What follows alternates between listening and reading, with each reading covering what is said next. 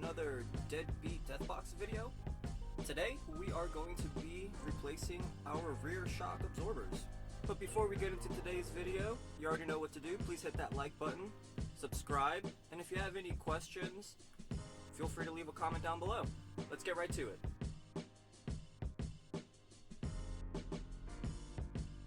If you drive a manual, place it in gear. Doesn't matter which one. I mean, this is just for extra safety precaution. So before we check up the rear of our vehicle, we actually want to get to the back of our vehicle. So I believe the process for this rear shock absorber replacement not only is for the XB, it is for the XA, the Yaris, the Echo, and I'm not sure what other vehicles this might work for, but I do believe this is the same process for those models. But yeah, we're gonna get to the rear, and you're gonna remove these little plastic caps. They're real easy. You can use your hands or a flathead screwdriver, so remove those. All right, so once you remove your shock tower cover, it should look like this. Since I had my rear shock tower brace bar and I'm running Raceland coilovers, it's a little bit different, but not that much. The only difference here is that you will probably have a lock nut on top of here, and in order to break this loose, take your 14, put it on the bottom one. That way you can keep it from moving, and then with your other 14, grab it and lefty-loosey to break it free, okay? And then you'll be able to get the bottom nut off. Then at that point, remember the order: washer, bushing.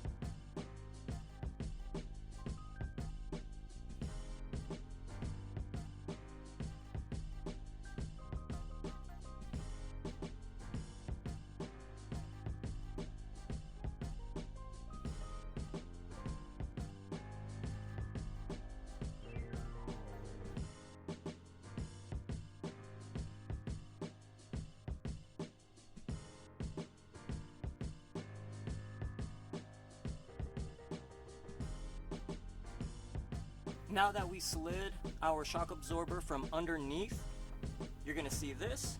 So now we're gonna put our bushing.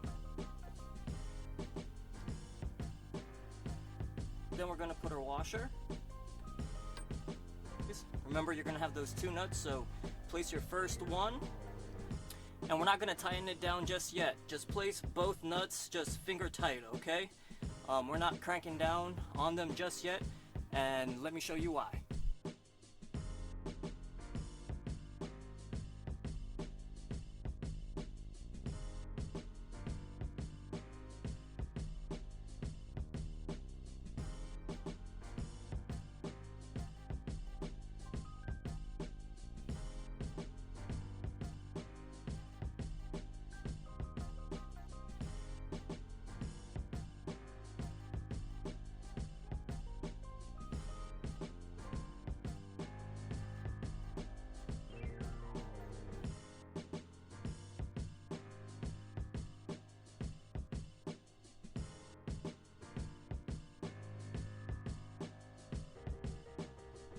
you're not going to have this rear shock tower brace bar, so don't pay any attention to it. But now it is time to tighten up those 14mm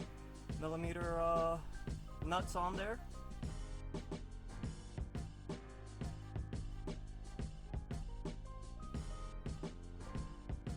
Almost done, guys.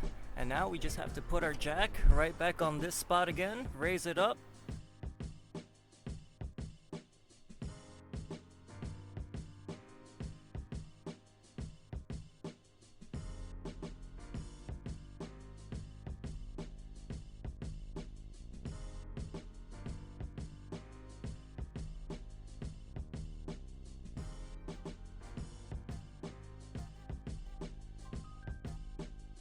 Congratulations, you have now replaced your rear shock absorbers.